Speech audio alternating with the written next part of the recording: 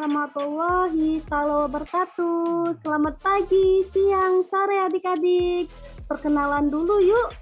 Nama kakak Ratih Ajeng Widorowati dari kampus IKIP Siliwangi. Sebelum kita mulai, alangkah baiknya kita berdoa terlebih dahulu ya. Berdoa menurut keyakinan masing-masing. Mulai. Alhamdulillah. Apa kabar adik-adik hari ini? Tugas dan kerjaan minggu ini apa kabar ya? Masih numpuk? Atau udah mulai kamu cicil sedikit demi sedikit? Nah, di dalam video kali ini kakak akan membahas materi dengan metode ceramah. Sebelumnya kakak jelaskan terlebih dahulu ya metode ceramah itu apa. Nah, metode ceramah itu di mana di dalamnya terdapat proses penyampaian informasi dari seorang guru kepada siswanya agar paham penjelasannya yang nanti disampaikan. Banyak yang berpendapat metode ini adalah metode yang membuat para siswa menjadi malas. Akan tetapi, pandangan orang lain itu harus kita singkirkan. Kenapa? Karena metode ini banyak menguntungkan, bisa menambah pengetahuan dan bermotivasi juga loh. Ya, kita kembali ke topik ya, di mana tentang prokrastinasi atau menunda-nunda tugas sekolah yang seharusnya diselesaikan pada waktu tertentu. Rasain nggak sih kalau tugas dan kerjaan selama masa pandemik ini tuh banyak banget, ditambah ngerjainnya juga di rumah. Jadi tugas yang banyak terasa makin berat, iya kan? Betul kan? Aduh. Nah, aku mau tahu dulu nih, kamu tim yang mana? Lebih suka nyicil tugas sedikit demi sedikit atau tim yang lebih lancar ngerjain pas deadline atau udah di depan mata nih, udah besoknya mau dikumpulin tapi ngerjainnya sekarang-sekarang gitu. Seperti yang ada di video ini, yuk kita simak yuk contohnya.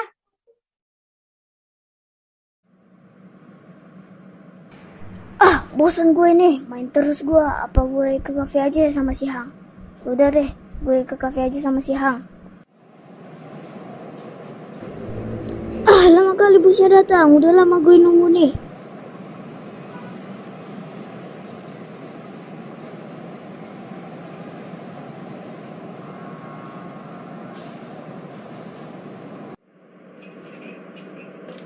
Assalamualaikum, Jos.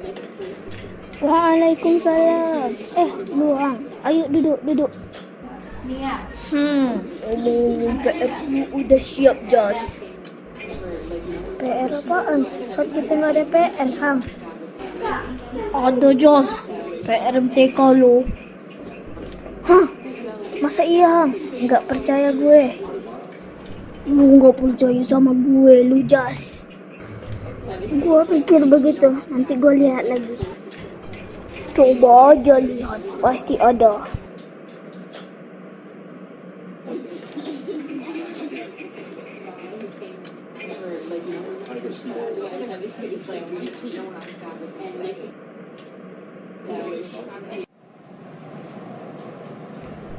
Aduh, gimana nih? PR gue belum siap lagi. Pasti gue kena marah sama Pak Guru nih. Kan biasanya busnya lama juga datang. Gue kerjain PR MTK-nya dulu.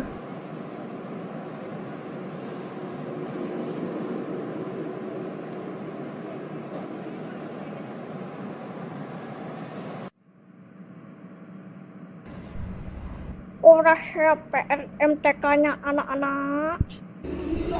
Aduh, gimana nih? PR MTK gue belum siap lagi. Ayo kumpulkan dari Justin. Ayo Justin, kumpulkan PR MTK-nya. Saya belum siap, Pak. Kamu belum siap? Udah berapa kali saya bilang Justin? Kamu sudah membuat kesalahan lagi. Iya, Pak.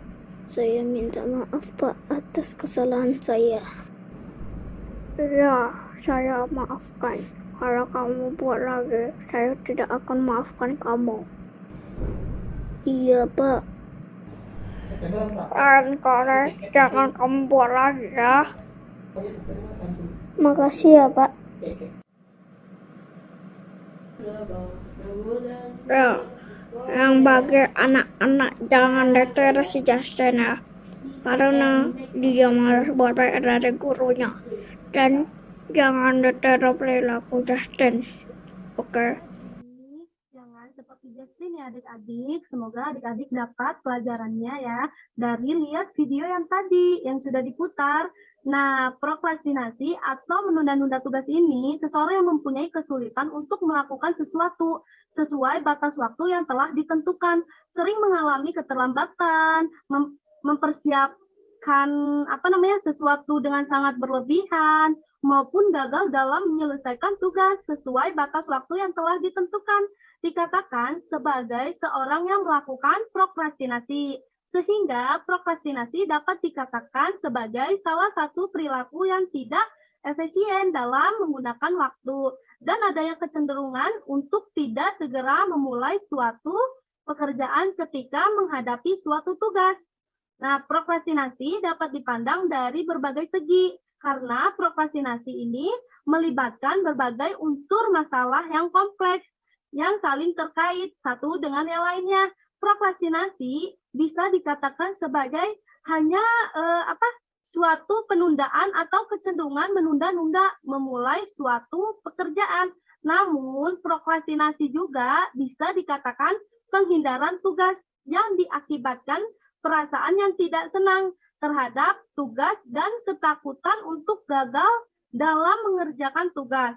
Penundaan untuk memulai maupun menyelesaikan kerja pada tugas yang dihadapinya, seseorang yang melakukan prokrastinasi ini tahu bahwa tugas yang dihadapinya itu harus segera diselesaikan dan berguna bagi dirinya.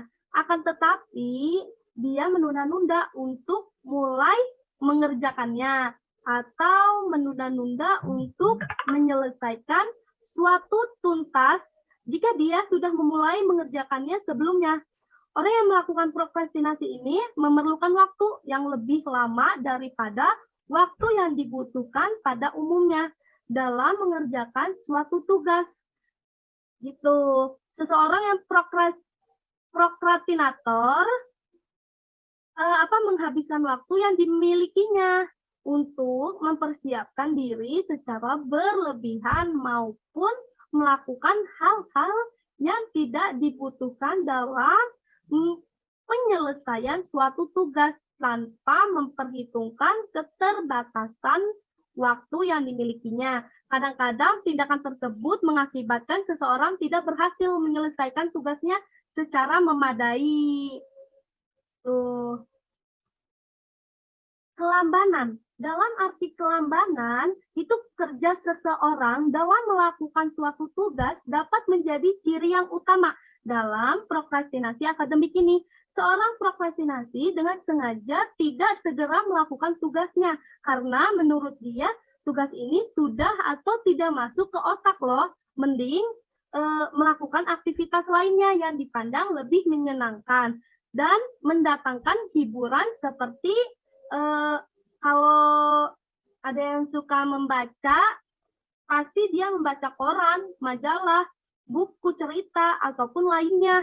Nah, ada juga yang suka nonton, ngobrol, jalan sama temennya, terus mendengarkan musik, dan sebagainya, sehingga menyita waktu yang dia miliki untuk mengerjakan tugas yang harus diselesaikannya.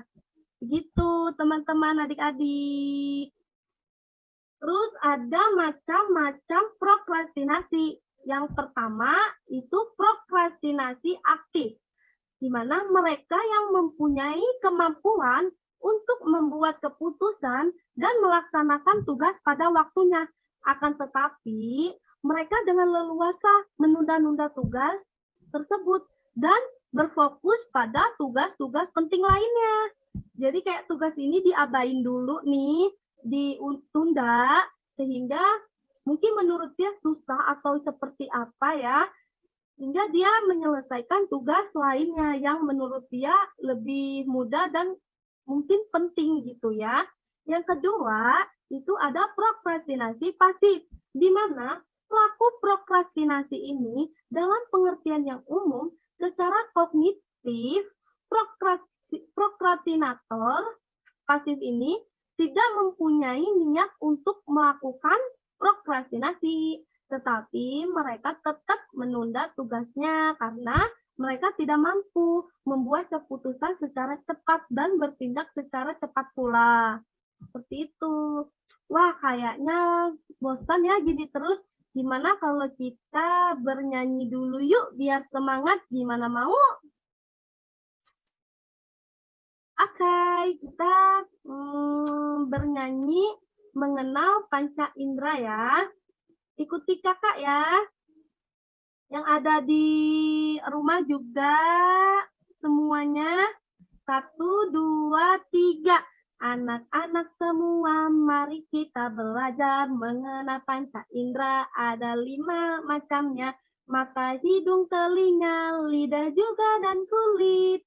Itu sama ciptaan dari Allah. Mata untuk melihat, hidung untuk mencium, lidah untuk merasa, kulit untuk meraba, telinga untuk mendengar, bunyi juga suara. Itu semua fungsinya panca indera. Hore! Terima kasih adik-adik. Biar kita semangat gitu ya. Nah, barusan kita sudah melakukan refreshing di mana itu dinamakan ice breaking agar kita tidak tegang. Kita relax seperti itu ya. Nah, kita lanjut ya adik-adik. Kenapa bisa sih tugas sekolah ditunda-tunda? Hayo, kenapa hayo? Ya, mungkin ada beberapa alasan ya, adik-adik ya. Kenapa bisa dapat menunda-nunda suatu pekerjaan sekolah? Yang dimana pertama, mungkin bentuk marah atau protes. Di mana kita jadi marah nih melihat tugas yang dikasih sehingga membuat kita lebih memilih untuk kerjain hal lain. Kita protes dengan tugasnya itu seperti kebanyakan ini kebangetan banget gitu kan. Ini kayaknya nggak masuk ke otak ini. Nah, pasti seperti itu kan, sehingga memilih aktivitas lainnya. Daripada pusing, mending main aja lah. Main aja lah dulu gitu kan. Menghabiskan waktu dengan main. Mungkin habis main, pekerjaan itu saya bisa ngerti, saya sudah fresh gitu mungkin ya.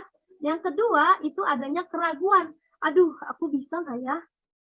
Nah, keraguan ini membuat seseorang nggak bisa, dan daripada nggak bahagia, mending mencari kebahagiaan lainnya.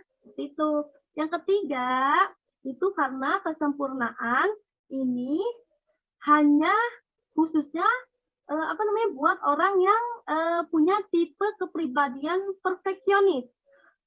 Gitu, ingin sempurna.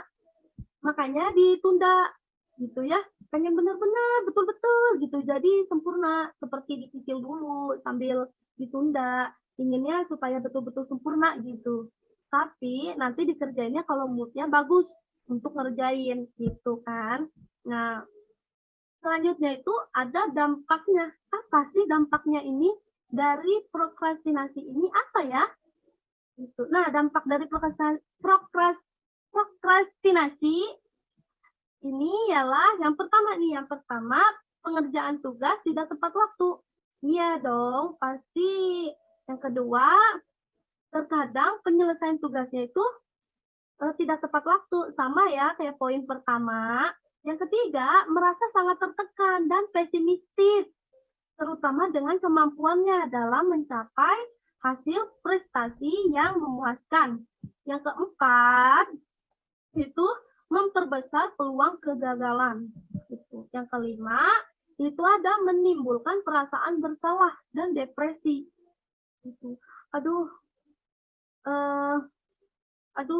Aku nggak ngerjain nih, yang lain pada ngerjain.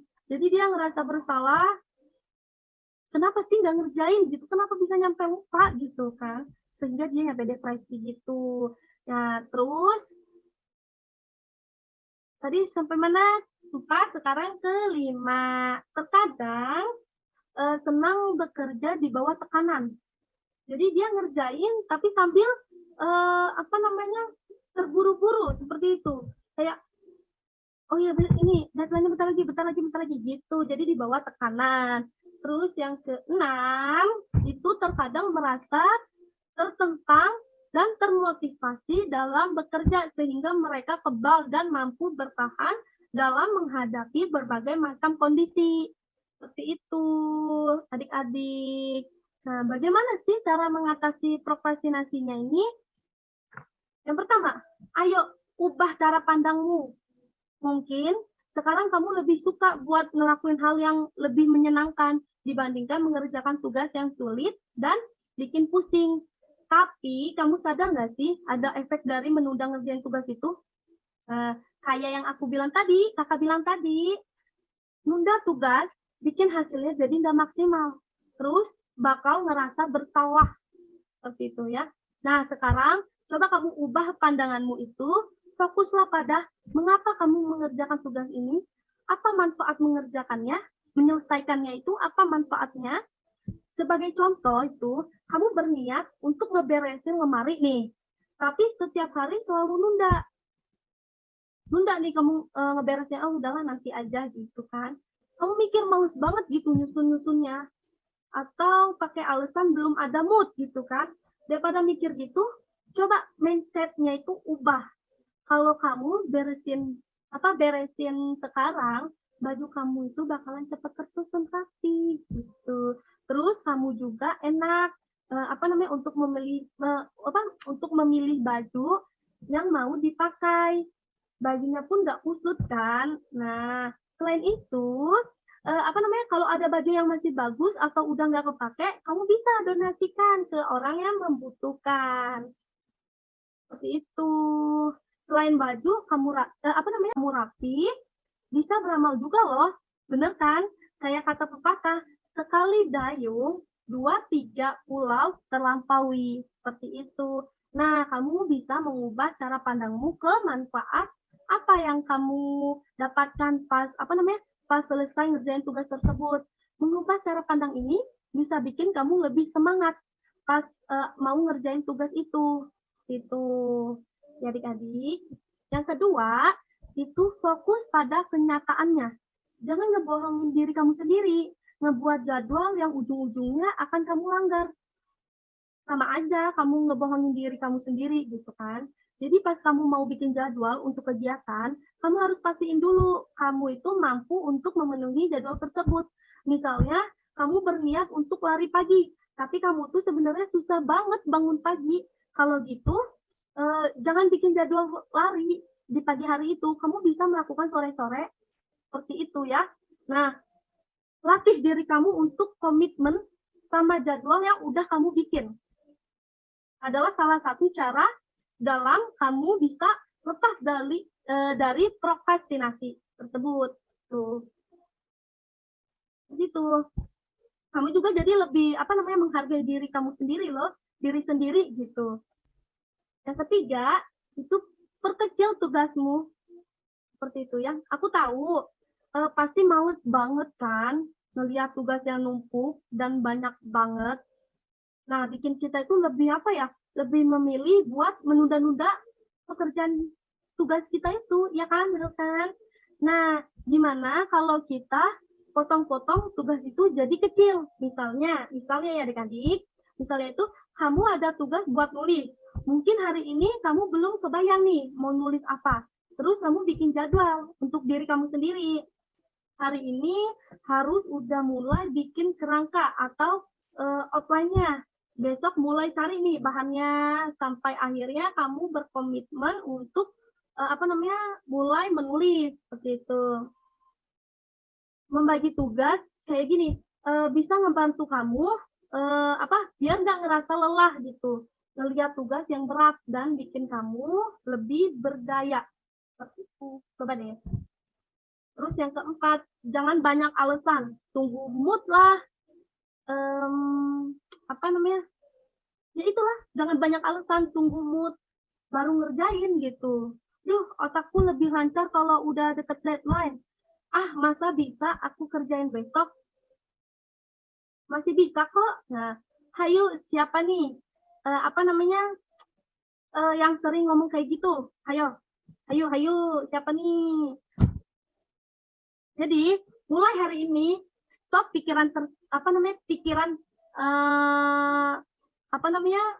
mulai hari ini stop pikiran tersebut ya. Yuk, pikiran-pikiran ini adalah bentuk kamu ngebohongin diri sendiri. Emang sih kalau ngerjain tugas pas mood kita lagi bagus nih, tuh enak banget kan. Tapi gimana kalau sampai hari H mood kamu itu nggak bagus, kamu ngerjain tugas ini tengah tekanan waktu dan moodnya juga jelek, bisa bayangin hasilnya gimana? Jadi mulailah kerjakan tugas walaupun sedikit. Ini akan jauh lebih baik buat diri kamu sendiri. Yang kelima, itu ada apresiasi diri sendiri. Wah, kalau kamu udah berhasil ngendaliin diri kamu sendiri dan berkomitmen untuk gak nunda-nunda ngerjain tugas, jangan lupa untuk mengapresiasi diri kamu sendiri. Apresiasi bisa dilakukan dengan hal yang sederhana aja. Misalnya, kamu punya list film yang mau kamu tonton. Nah, kamu bisa menargetkan kalau selesai ngerjain tugas A, kamu bisa nonton film B. Atau kamu selesai beresin kamar. Kamu bisa beli boba tuh yang seger kesukaan kamu. Itu kan.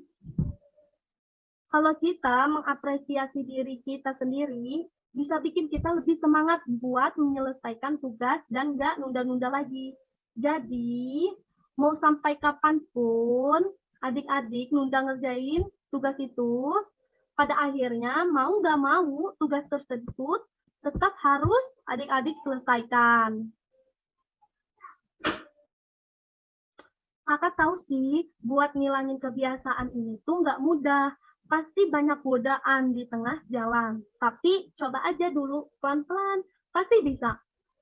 Gitu. Adik-adik coba dari ngerjain tugas jauh sebelum waktu pengumpulannya atau deadline-nya. Dicicil sedikit demi sedikit gitu. Kakak yakin kalian bakalan ngerasain bedanya, baik di prosesnya ataupun hasilnya. Gitu.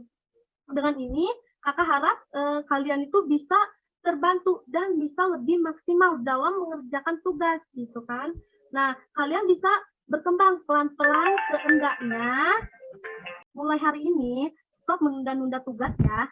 Sama-sama kita bikin diri kita jauh lebih produktif tanpa menunda-nunda ya. Baik adik-adikku sekalian, sekian aja ya dari kakak. Tetap jaga kesehatan, ingat 3M-nya, memakai masker, mencuci tangan, menjaga jarak apabila sedang di luar. Tetap stay at home. Sekian dari saya, mohon maaf jika ada kekurangan kata atau kesalahan kata, mohon dimaafkan. Ada kata-kata yang tidak mengenakan, mohon dimaafkan. Sekali lagi, terima kasih sudah menonton dari awal sampai akhir. Saya ucapkan terima kasih banyak